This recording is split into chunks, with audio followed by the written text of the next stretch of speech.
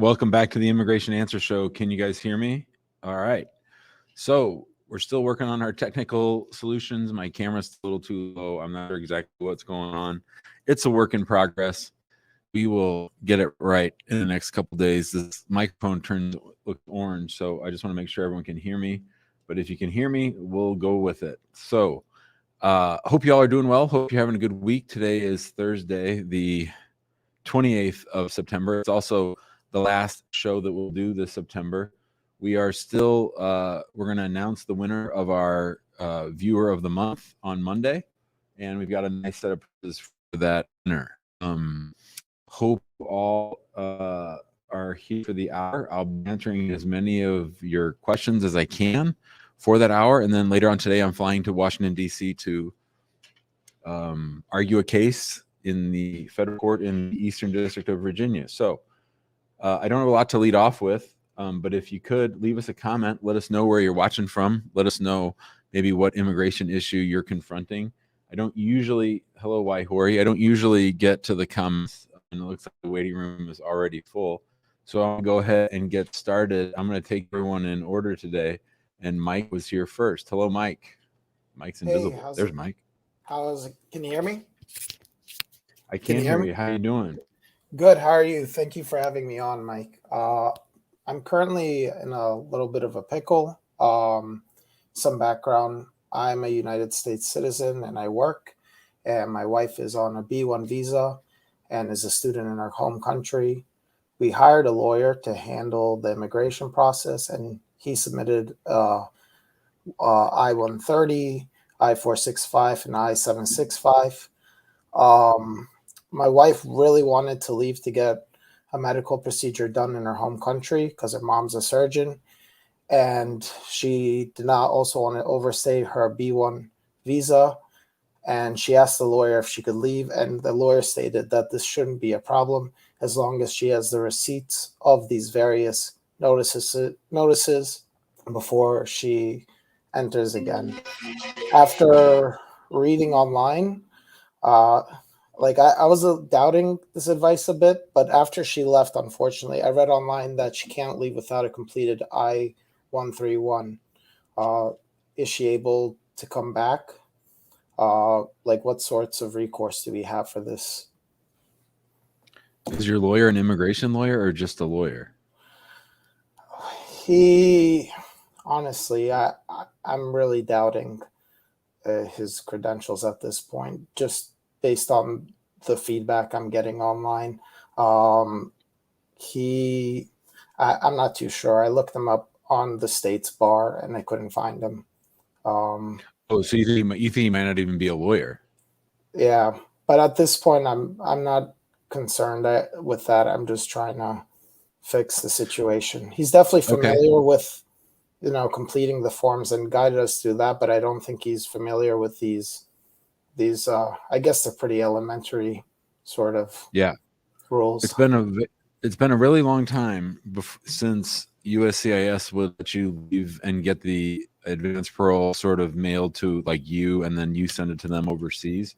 That hasn't worked in at least 10 years. So either they never knew the old rule, or they are not aware of the rule at all, but they screwed up your wife's case. So she's not going to be able to re-enter the United States. She has abandoned all the applications except for the I-130, and now she's going to have to consular process. What country is she from? Mexico. Oh, shit.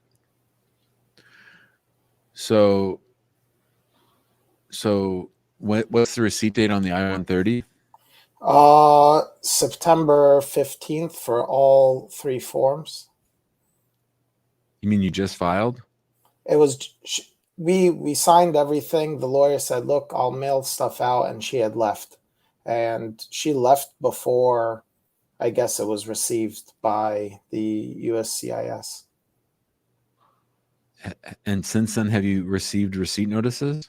Yeah, the I-465, I think we got an RFE, or the initial evidence, and then the other ones, we got a receipt notice. We're already the 465 is already moving. So it's a 85 I-45, and so you're telling me that your case has only been on file for 2 weeks? Yeah, So, I mean, the bad news is your wife's not going to be able to come back while this case is pending, and she's demonstrated intent, so she's not going to get a non-immigrant visa to come to the United States. You have filed an immigrant petition for her.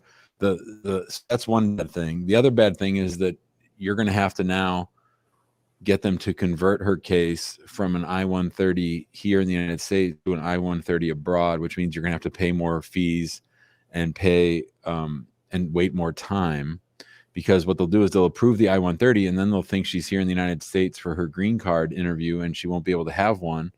It's all been abandoned because she left the United States, and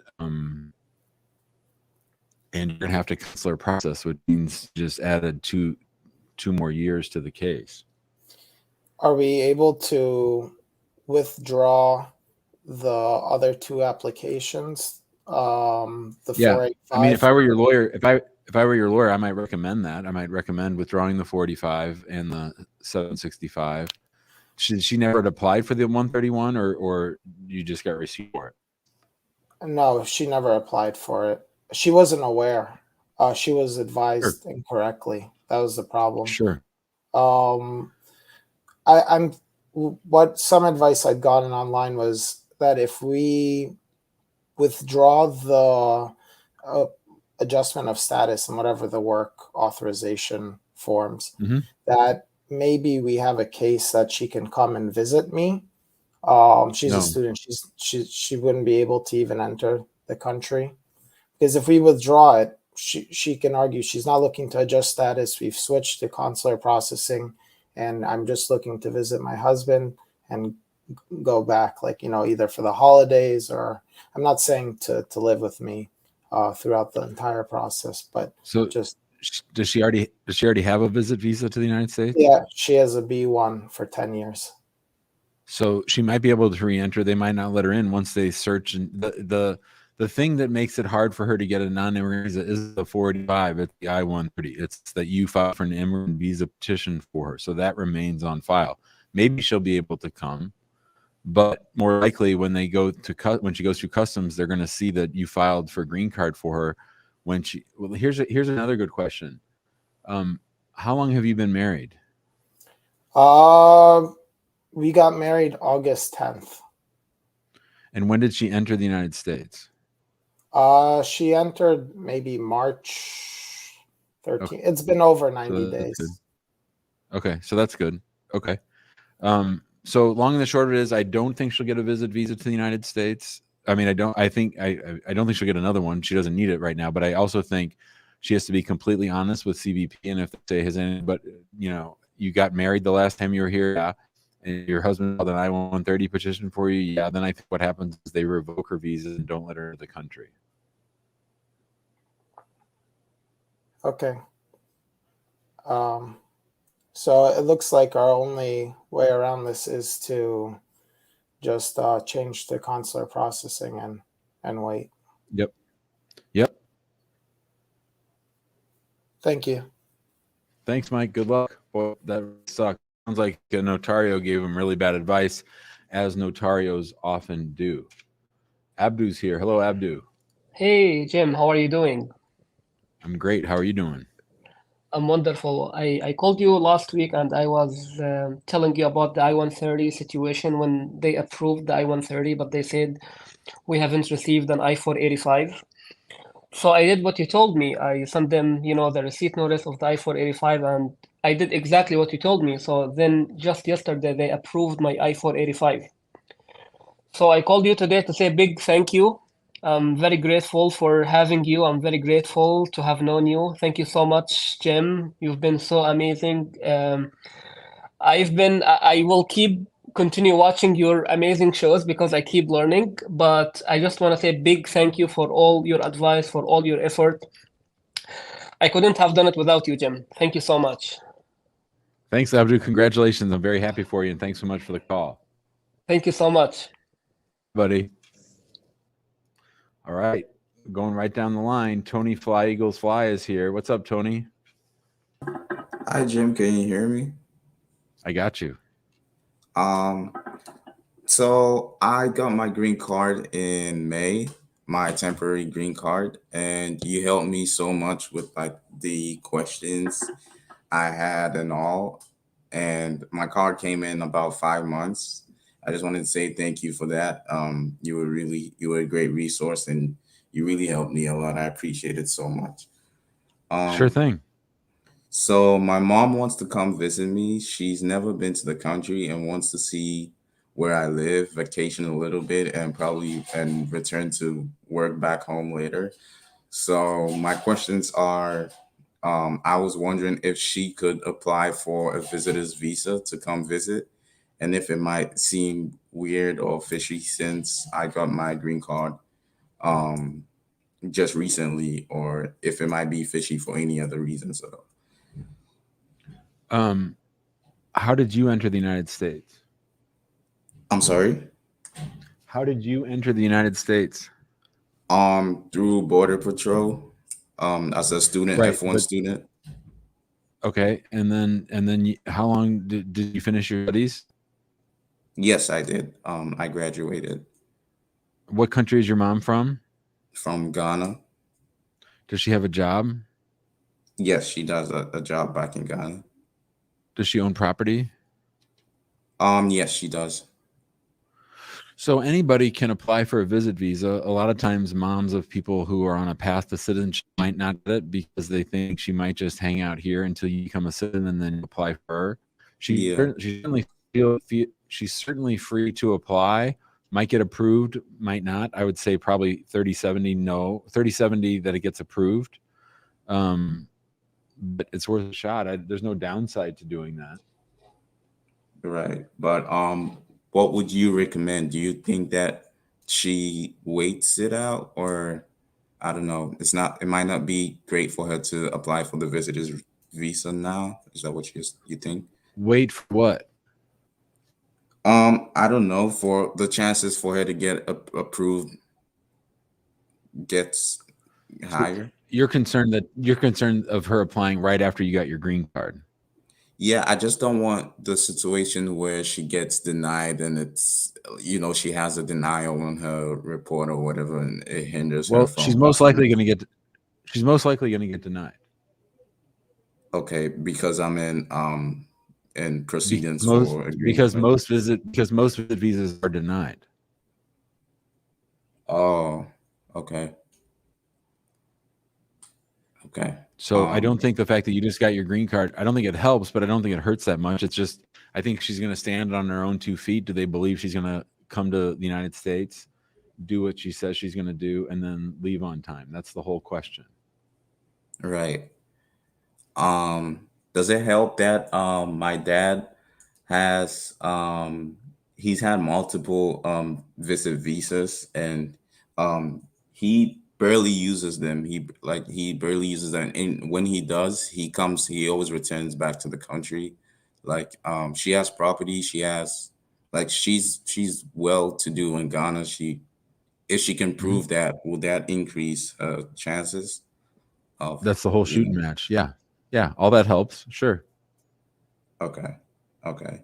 And I'm sorry, one more question. Would it help that I invite her, or my wife, who is a citizen, invites her? Neither. Don't waste any time with that invitation stuff. That's just BS that dumb people do on the internet that doesn't have any effect on things. I Okay. want to visit mom. They don't let a letter from a son to a mom saying, "Mom, come see me." That's I don't know how that thing got started on the internet, but it's Yeah. just a waste of time. The whole question is, do we believe her when she promises to come back to Ghana when her 6 months are up? If your dad is staying behind, if she has property, if she has a job, yeah. If she has no job, has no property, has no reason to come back, then most likely no. So maybe she has a better chance than most people, but no one Okay. should get their hopes up or buy any plane Okay. tickets. Right. All right. Okay. Thanks, Okay. Tony. Well, thank you. Bye, Thank you, buddy. Jim. Bye. You got it. See ya. All right. Hamza is next. Hello, Hamza. Hey Tio, how are you? I'm good. How are you doing? I'm doing good. First of all, I want to say happy birthday to you. I know it's your birthday Thanks. month, and Yep. I have two quick questions. The first question I want to ask you is the same question like the guy he asked you. I wanted to invite my auntie, but I get it on that one. But the other thing, I have a personal question. Like I don't wanna put it here because of my situation. But I tried to call your office and ask if you guys can I can talk to you or your wife, Nope. but they Nope. say Nope. no The for way to now. talk to me, the way to talk to me is on this show. We don't do consults. If you're calling the office, it's to hire the firm. This is why we do here. You talk hypothetically about your cousin in Georgia who has a question. You don't have to say that it's you. You can walk me through a hypothetical. You can say, let's say there's this guy. Let's say there's this guy who blah blah blah. If you want to do that, that's fine. Otherwise, that's sort of how we do things around here. Oh, okay. Thank you so much, Mr. Teo. Bye, Hamza. See you, buddy. Yeah, I mean that's the thing. We get, just so you know, we get 500 new contacts a week, right? 500 contacts a week, and we are focused on trying to find the people that want to actually hire us. That's the purpose of the law firm. That's that the law firm is for people who either see us or know of our work or get referred to us by other happy clients. That's the purpose of calling the firm. If you're just looking for questions, that's why we have, you know, hundreds and hundreds of YouTube videos, and that's why I do this show, so that everyone can learn. I'm not going to just answer questions one-on-one, because then you benefit and no one else does. So that's why we do things the way we do, right, Huli? All right, Cosmos is here. Let's go, Cosmos. You're on mute. Yes. Can you hear me now? Mm-hmm.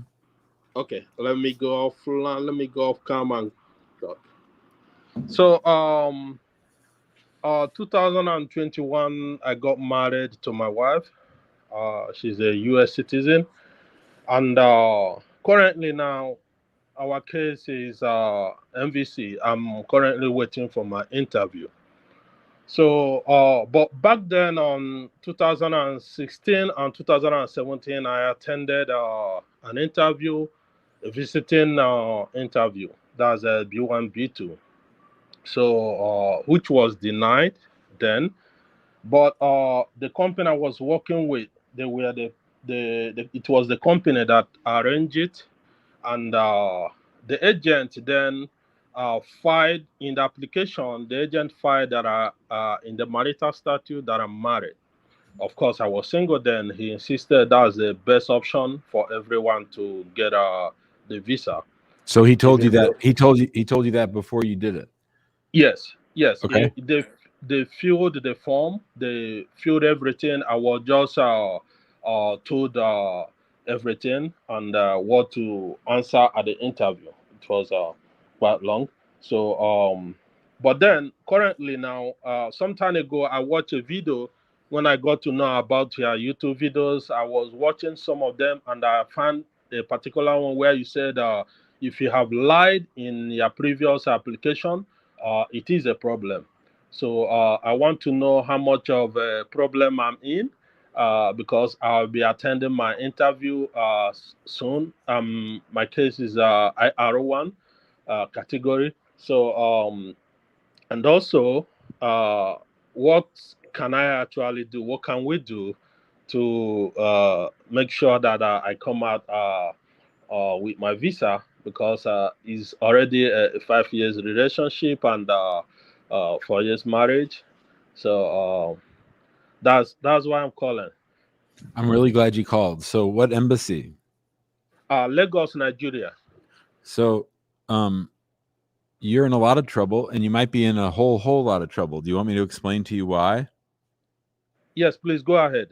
So in their book you're married, and you're married to, did the DS-160 list a particular person that you were married to, or did it just say that you were married? I'm sure it had to say you were married to someone, right? Yes.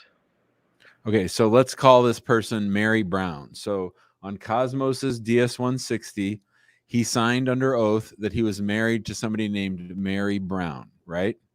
Yes. And now Cosmos's new American wife has filed an I-130 petition for old Cosmos, and on that I-130 said that the U.S. citizen's marriage to Cosmos is Cosmos's first marriage ever, right? Yes. So now we've told the federal government two different things. One, that Cosmos is on his second marriage, or 2, Cosmos is on his first marriage. So this is what the government calls a misrepresentation, or sometimes they call it immigration fraud. So Okay. the first thing you got to get your mind around is that when you have that visa interview, you're not leaving there with a visa. Do you know that, right? I don't know that. Well, I am confident that you are not leaving with a visa. Okay, they will not give you a visa that day, and when you go to that interview, they're going to say to you, "Hey, Cosmos, where's your divorce decree from wife number 1?" And what are you going to from Mary Brown? What are you going to say? There was no marriage. Well, I actually, don't know. let's play it out a couple different ways. Let's try this one first. Okay. You wait all day to get into the embassy. You finally get in to see the officer, and they don't give you any indication that they know about Mary Brown or about your DS-160 or about the form that agent filled out. And they just say, "Hey, Cosmos, thanks for coming in on your marriage to this U.S. citizen. We're all ready to give you that immigrant visa to the United States. Just want to make sure this marriage that you have to the U.S. citizen lady, that's your only marriage ever, right?" Yeah. What are you going to say? I'll say, of course, yes. That's my marriage. That's my only marriage, and So see, that's the even bigger trap. They're going to let you lie. They're going to hope you lie. They're going to hope that because it's good for them that you lied once on your DS-160, but if they can get you to lie a second time, that's even better. Because then that's even more like a current lie. That's a lie that you can't blame on any agent. Right? So if I'm them and I'm trying to screw you over, I'm going to try to give you some rope to hang yourself with. I'm going to try to get you to act like your marriage to the U.S. citizen lady is your only marriage of all time, so that you lied not only on the DS-160, but your wife lied. Your wife lied on the I-130, and now you MF her. You're sitting across from me, and you're lying to me again. Oh God. So this is a big problem. This is a big problem. And so to me, the only way your butt is ever going to come to the United States is if you go in there and you're out in front of it. You tell them, you bring up the topic, you don't lie anymore. You don't act like this marriage to the U.S. Does the U.S. citizen lady know about all this? Yes. Okay. Because they might call her. We've had them call from the embassy to see if they can catch you lying to your wife. So that's good that she knows. So I'd have to think this through. This is just me on the show. I'd want to think this through if I were your lawyer, but I think the only way you get to come is if you admit what happened, and hope that they believe you. Because here's do you want to? So that's all bad. You would agree with me that if all that stuff happened, it's bad, right? Yes. And if that happens, then you're going to need what's called a waiver. You're going to have to show some and by the way, on this show, we talk about this exact fact pattern from Nigeria all the time. Once a week, we talk about it on this little YouTube show, which means that if I'm talking about this every single week, that effing embassy in Lagos is seeing it 10 times a day. So you're not the first person. You're not going to be the first person to walk in there having filled out a DS-160 saying that you were married to someone that you weren't. Right? Yes. So that's all bad. You'd have to file a waiver. You'd have to prove that there's some kind of hardship to your U.S. citizen spouse, that if they don't give you a visa, you're going to suffer more. She's going to suffer more hardship than regular people who are separated from their spouse, for people who got deported or aren't able to come to the United States. Okay. So that's all bad, but it could be even worse. Would you like for me to explain to you how it could be even worse? Yes, please. What if they say, "Hey, Cosmos, we don't think your marriage to the U.S. citizen is valid." Do you know why they would say that? No, Jim. Because you don't have a divorce decree from Mary Brown. That's because there was no marriage. I know that. And you know that. But the really dirty trick, the really hard thing they do is they take you at your word. They say, oh, well, we see here you were married before to Mary Brown. Before we ever approve an I-130 based on your marriage to a U.S. citizen, we need you to get a divorce decree from Mary Brown. Right. That's the worst thing that would happen, because then you're in an impossibility situation. Right. Even if you admit it, they might not believe you. They might say, well, you're lying now. You were truthful back then, you're lying now. So this is not good. So I need to get we need to get a lawyer, and then when I go to the interview, when they ask me on it, I say truthfully that I fired before, and I lied on the first application. Yeah, in fact, I would if I were your lawyer, I would do that. I'd probably also amend the I-130 to show that you were married, but like I would be very formalistic about it, because what we don't want is for there to be any confusion. What we don't want is for them to say you lied again at the embassy. And the only way we do that is by documenting that you're walking in there with the written admission of what you did. And plus that would allow an attorney to draft it instead of you sort of fumbling around and trying to explain it. You know what I'm saying? Okay. The other thing is, I highly suggest that you have your wife watch this video, because here's the question you haven't asked me. Jim, if we came to you and said this is what had happened, what would you say are the chances of Cosmos actually getting a visa to the United States? Would you like me to tell you what I think the chances of you, even if we do everything I just said, of you actually coming to the United States? I think it's about 20%. Okay. So it's a big mess. It's a big mess. Okay. Thank you, Cosmos. Thank you.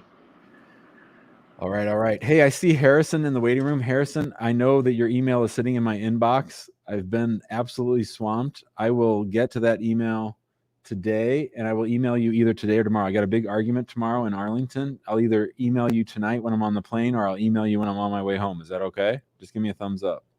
I don't want you to have to wait around. Is that okay? All right.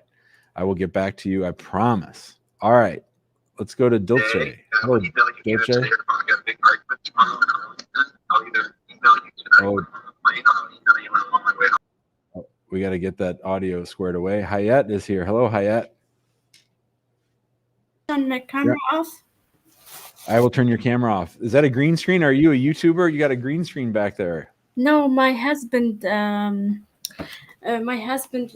His computer doesn't have the automatic the background on Zoom and online, so he has to put and my computer as well. So if we want to use a background on Zoom, we use that. Yeah. Awesome. What can I help you with? So I am an F1 student, PhD. I came here first to the United States in 2010 as a J1 Fulbright. Then I did my master's. Then I did OPT. Then I am on an F1 visa, for a PhD program since 2015, and it will expire May. I got married to a U.S. citizen a year and a half, and I have a baby girl. I want to apply for a spouse, for immigration through my husband for a green card, and that J1 in 2010 might have some few months left. Do I need a waiver for that, or I can just apply for adjustment of status? If you haven't fulfilled the 2 years required by Rule 212E, you're going to have to do that. My understanding is that it's almost impossible to get a waiver with a Fulbright. So I think that's going to be very, very hard to pull off if you don't. How many months do you have to do? 5 to 6 months. And you've been in the United States for a long time, haven't you? Yes. And I would imagine that the visa in your passport is expired? Yeah, the visa has expired. No, I have been going back and forth. I have accumulated them. This is how I was doing it. But then I didn't go since COVID. I was going on my summer breaks, and so I did Fulbright exchange. Then I did an MA. Then I did OPT. Then I started a PhD program. Right. Right. But you still owe them 5 months, right? Yes.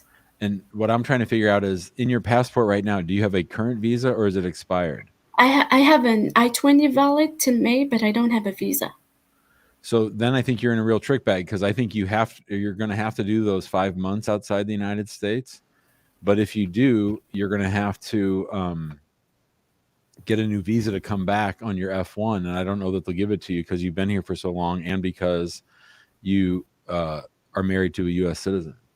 So if we start an I-130 and I go home and just apply for a visa, like, will that prevent me from getting a new F1 or even a visit visa? My concern is that what's the first year you came to the United States? 2010. That's when I came on Fulbright. Right. So you've lived here for 13 years, and Yes. you're married to a U.S. citizen. Yeah, just a year and a half, and I have a girl. I understand. When are you going to be done with your studies? This May. But I want to take like a leave to just take care of the immigration and continue. Like if I exit the program this December. And but I think you have a problem that you've been here for so long and you don't have your doctorate yet. Like, they're going to think you've just been stringing it out to stay in the United States. Yeah. What country are you from? Algeria. So here's what I would propose. And again, I'm not your lawyer. I'm just thinking out loud. What I would do is I would file an I-130 petition. Have your spouse file an I-130 petition, not adjustment. Yeah, we have it ready for months and we want to know what to do. I want to do an adjustment of status. No. And if we do an adjustment of status and I hello, you can't do it. Can I talk? Yeah. You can't do adjustment of status. That's my point. So I need you to listen to what I'm proposing, okay? Okay, yeah. So file the I-130 petition now, right? And then let that play out. That's going to take about a year for it to process. Finish your PhD in May. Go back to Algeria for 5 months. Around that time, your visa will become available. I'm sorry, your waiver will be, you'll have your 2 years done. You won't need the waiver. And then you file for you file for an immigrant visa to come to the United States through the consulate. Okay. So I have another question. Like if I go home, let's say in January, and then don't renew if I have a job offer for summer, just for the summer, and they give a J work and travel visa, and then I have an I-130 pending, will they give me a visa, like a J work and travel? I don't think anyone's given you a visa except for an immigrant visa. You've been here for too long. Under that scenario you just painted again, you're not finishing your degree. You're not finishing what you said you needed 13 years to finish. You're married to a U.S. citizen. You're not getting any visa except for a immigrant visa. I don't think. You've been here too long with not much to show for it other than a marriage to a U.S. citizen, and you didn't do your 2 years. No, I did an MA degree. I did a Fulbright exchange. I started a PhD. I did an OPT for a year. It's just a matter of time. This is my 8th year in PhD. So that's a long time. Yeah. And you're married to a U.S. citizen. Once you marry that U.S. citizen, it's hard to get any kind of non-immigrant visa to the United States, and they're going to think you're just playing games and you're using every non-immigrant visa available, and at the end of the day, you have to do those 5 months. So okay, so one last question. If like let's say just play and then I do like adjustment of status and the A like 485, I just say no, I didn't finish. They just deny it and send me back home. They deny it. Yep. They will deny it, and then if say yes, it's not. It's a lie. So. Well, yeah, you can't do that. They know better than you do that you have the two. They'll see your passport. I mean, I don't know why we're even talking about that. Yeah. So just like do the I-130 and just finish, graduate, and just go do the 6 months. That's what I would do. Yeah. Okay. Thank you so much, Jim. I have Bye, a nice show. See ya. Yep. All right. Let's see if Dulcie's got her audio squared away. Can you hear me? Hi, Jim. How are you? I don't know why I can't hear you. Yeah, there's something wrong with her audio. I don't know what's up with that. Hafez is here. Hello, Hafez. Hey, hi Jim. How you doing? I'm great, buddy. How you doing?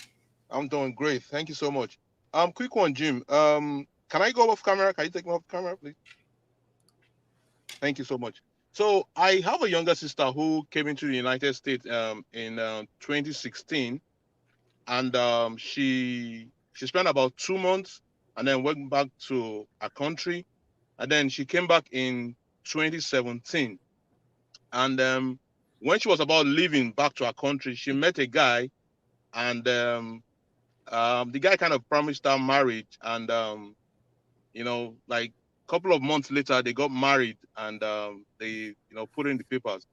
Now the question I have is, she has an advanced parole and EAD card. Now she wants to travel back to her home country, but she's afraid that the 10-year ban or the 3-year ban may come into effect because I think she said she like overstayed before the guy could run around for the marriage and everything. So she said she overstayed, and she's afraid of going back because her grandmother just died, and then they'll be burying her next month, and then she really wants to attend the burial. So I want to know if it's safe for her, or she should just stay put and wait until she gets her green card. I'm sorry about your grandmother. So when did your sister enter the United States? She first came in 2016 and then went back. Then she came back. She came on a visit visa? Yes. And then went back. Okay. And then yes, she came back. Yes. And then she came back in 2017. And when did she marry a U.S. citizen? Around 2018. So was she in status or out of status when she married the U.S. citizen? I think 6 months. When they met, she was still valuable. She was about returning, and she was going shopping when she met the guy. And but when they got married, so I think 6 months had elapsed. And then when did they actually file for the green card? I think she filed in 2020 or so. In 2020. So she was more. Yeah, she's got a 10-year bar if she goes back to grandma's funeral. Whoa. Even with the advanced parole. Is the marriage case still pending? Yes. Why hasn't the marriage case been decided? So the first time they went, the immigration lawyer told them that she was not properly divorced from her husband before getting married, that the marriage certificate she got was not like the divorce. The proper you mean one. the divorce certificate? Yes, the divorce certificate was not the proper one, that she was supposed to get it from like a state court, not from the magistrate court that the husband got the divorce decree from. This is Nigeria? Yes, Nigeria. So this marriage that she's got going isn't even valid? No, it's valid because they know how to get divorced and then go redo the divorce, then they got married again. Okay. Well, I don't have the whole timeline. I'm not 100% sure that she's got a bar, but it would be extremely dangerous for her to leave the United States until she has her green card. That's what I'll say. Oh. Okay. But why is that? Is it because of she stayed the second time she overstayed, right, before she got married, right? Because she has a long, complicated history. She didn't leave on time. She got married when she was out of status. She submitted a fraudulent divorce decree, and they are suspicious of everyone from Nigeria. So for all those reasons, she's free to go. But if you're asking my opinion, I think that there's a good chance they don't let her back in.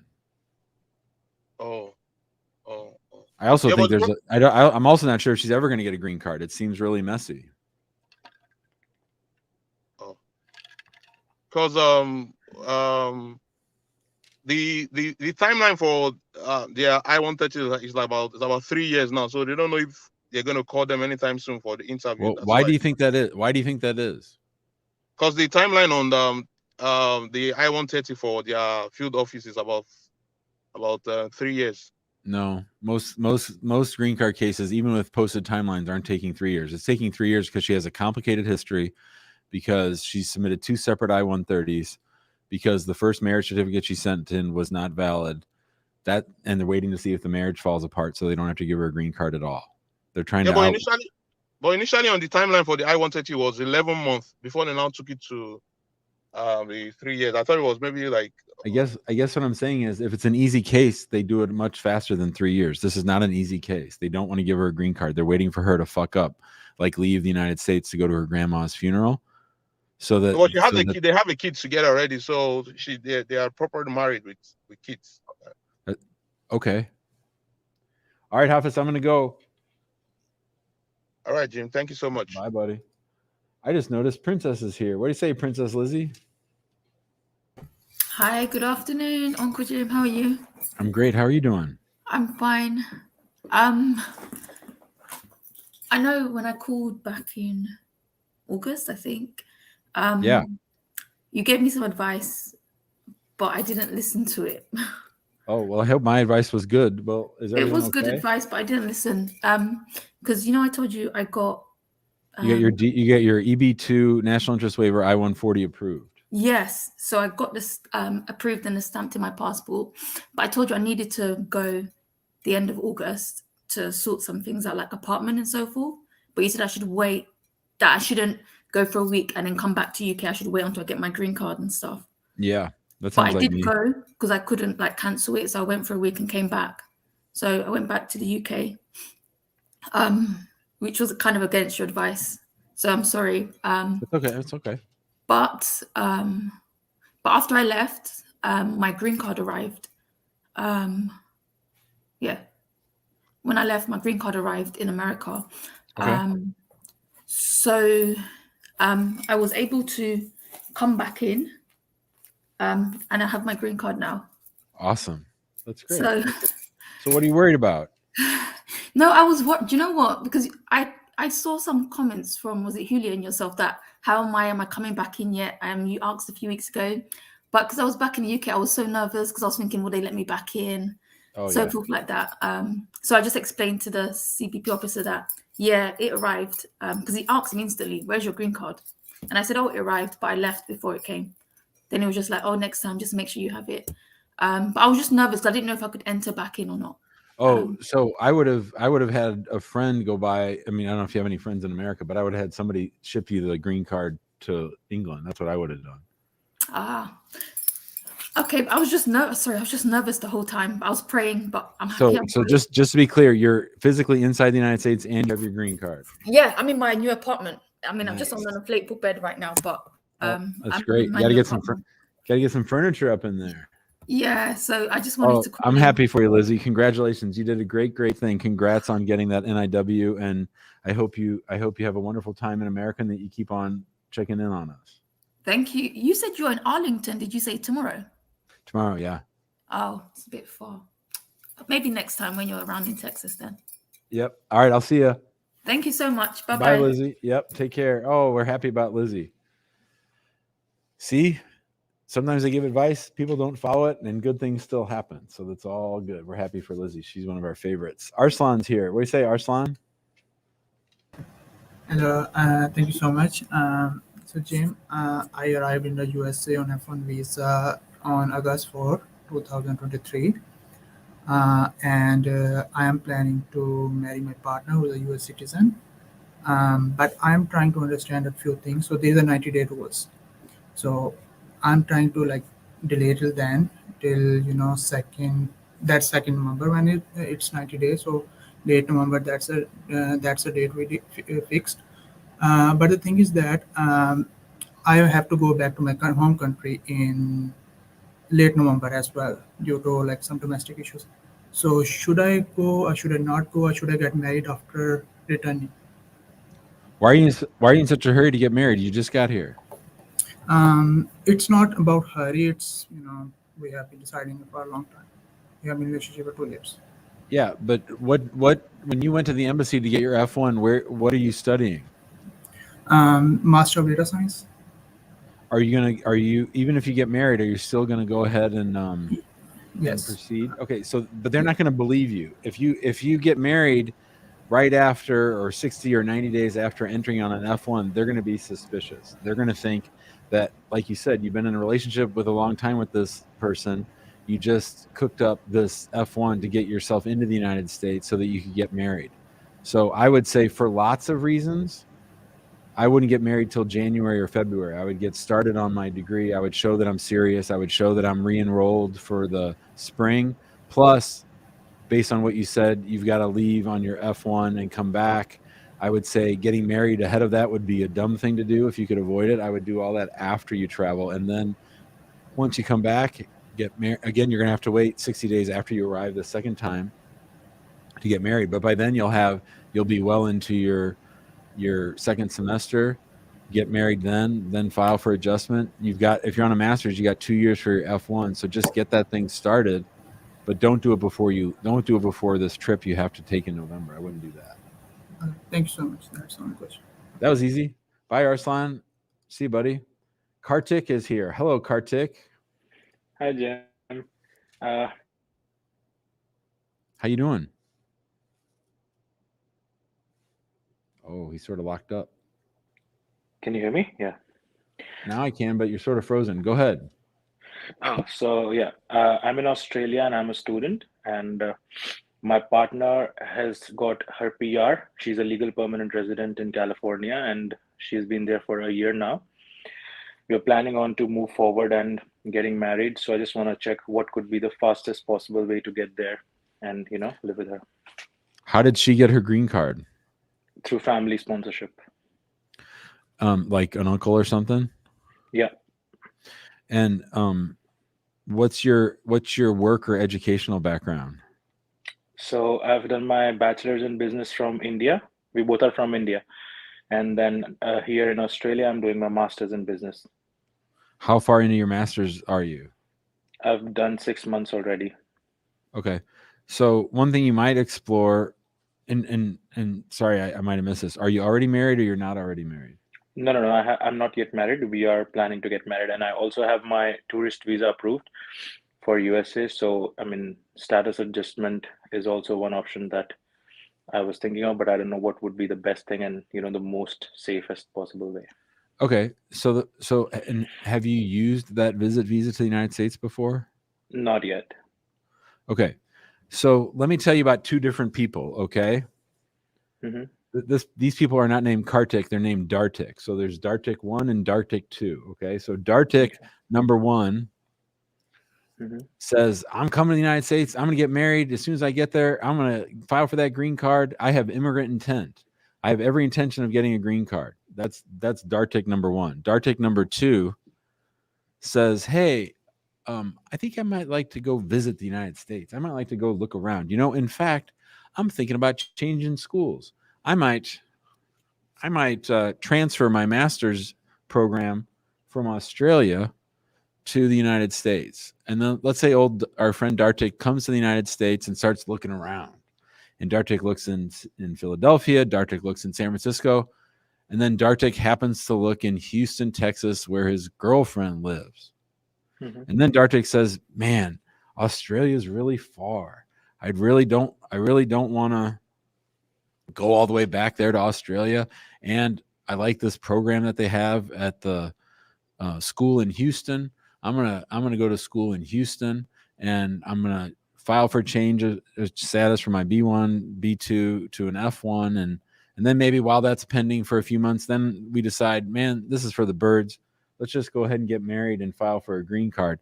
If that person made that kind of decision in the United States, as opposed to, 100% knowing before they got on that plane from Australia to the United States, they would have a much, much, much better chance of getting a green card than Dartik number 1, right? Because if you have immigrant intent, that's where you get in trouble. But if you develop immigrant intent while you're here, that's a whole different thing. So in my mind, as long as old Dartik, not in his heart of hearts, isn't 100% sure that he's coming to, like, he sells all his earthly possessions, he tells the school in Australia, I ain't ever coming back. Forget this goddamn down under. I'm never going to stay here. I'm never coming back. That's what we don't want, right? So does that all make sense? I completely get your point. So just one follow-up question that rather than changing my schools to the United States, if I like visit US for like I'm planning to go there in November. So if I come there in November for like a week or so, and then later on sometime in next year or maybe in 2025, I come back in again, like after 2 to 3 visits, and then I spend the 90-day thing and then start with the process. Would that be a safer option or no? Well, if you really if you're so you if you really want to finish your program out of Australia, then I would do something a little bit different. I would come visit, hang out with her, meet her for a week. Then I'd have her come visit you in Australia, and I'd get married in Australia, or I'd get married in India. I'd go back to Australia. She'd go back to the States, and then I'd have her file an I-130, and I would consular process, because Australia is an easy consulate to deal with. You sounds like you want to spend some more time in Australia. You're not in a big hurry to get here. So if you're not in a big hurry to get here, then go that other route and don't even mess around with that 90-day business. So I mean, if I'm in Australia right now, I'll be dealing with the Australian embassy and not my home country? Yeah. Okay. Yeah. Yeah, Okay. because when you fill out all your paperwork, you'll list your address as Australia, not India. And it's all where you're physically present that'll determine. Yeah, because in India, the timeline is like dead crazy. So I don't want to get in. We don't want anything to do with that, anything to do with those embassies in India. Yeah, because I got my tourist visa as well from Australian embassy. I got it in just like 2 days. In India, it's like 1 year wait time. At least. Yep. Mm-hmm. Okay, so I think I'd be taking some more personal advice from you on this, and I'll be getting back to you. Yeah, we'd be happy to work on it either way. Whatever you decide, that'd be great, Kartik. Thanks so much. Thank you. Bye. Bye, buddy.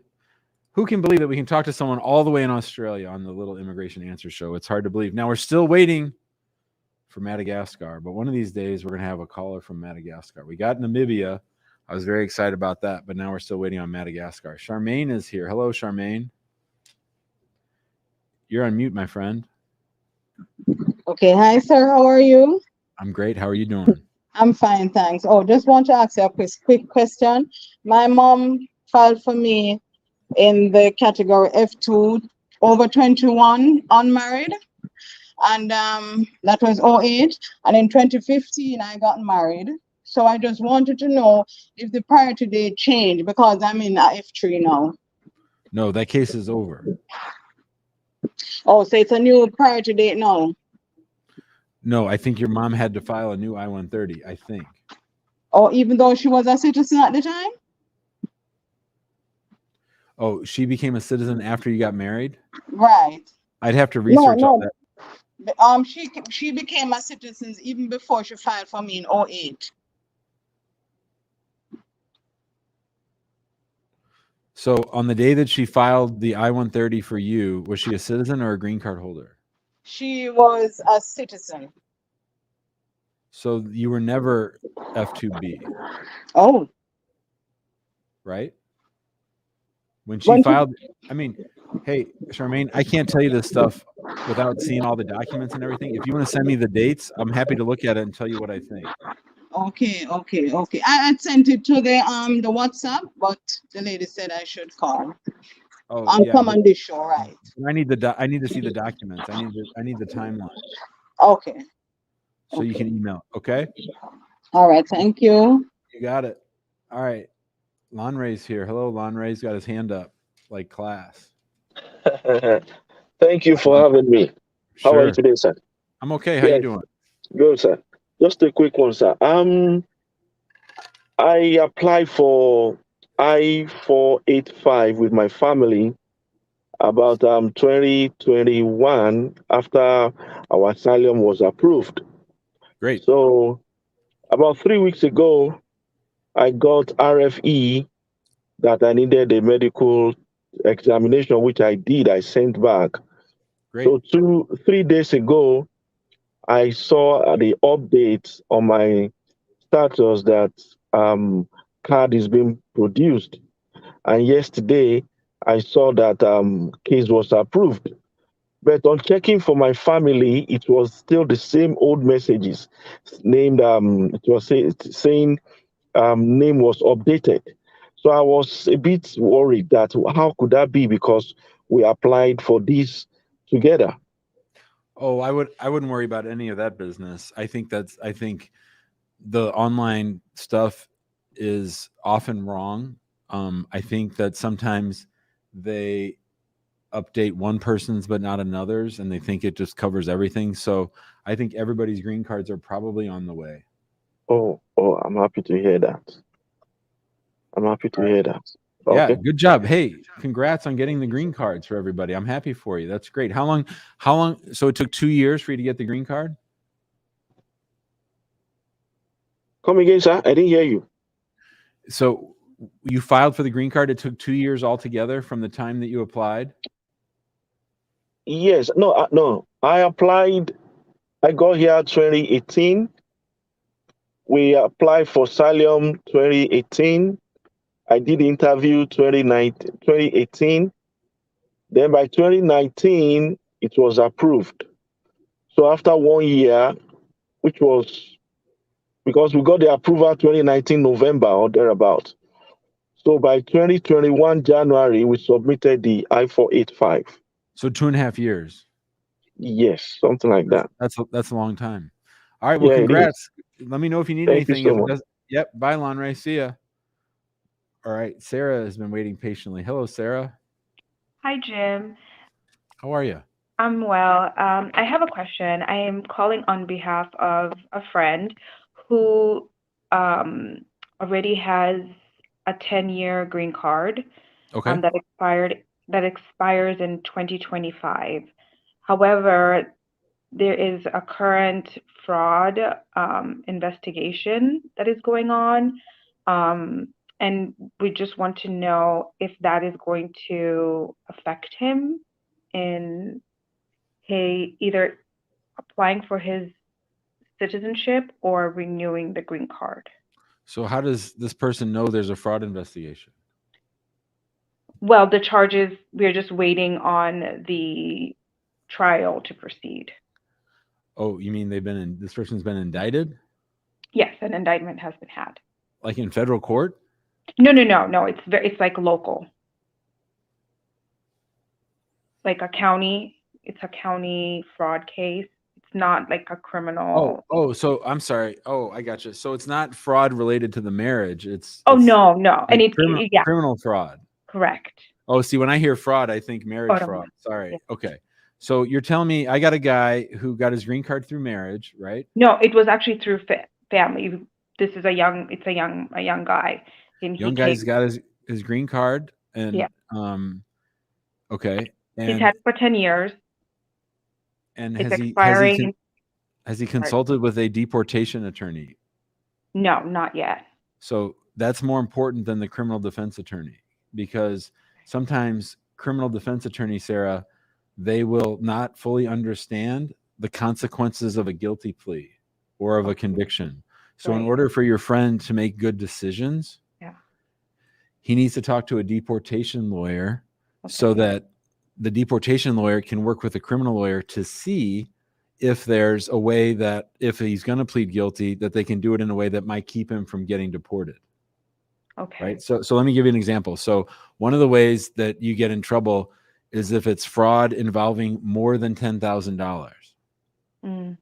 So sometimes it's been sort of close. Like we've had situations where we've had people plead guilty to less than 10,000 so that they keep from getting deported. So the deportation lawyer has to work with the criminal defense lawyer, because a lot of criminal defense lawyers will just think of their clients like U.S. citizens and say, hey, look, buddy, I got you this great deal. You're not going to have to go to jail at all. You just plead guilty and you get a 3-year suspended sentence. Well, USCIS and ICE, they don't care about that suspended sentence. That's a conviction for purposes of deportation, thanks to William J. Clinton, who signed that into law in 96. So this person needs to get to a deportation lawyer fast before they plead guilty to anything or before they decide whether or not to go to trial.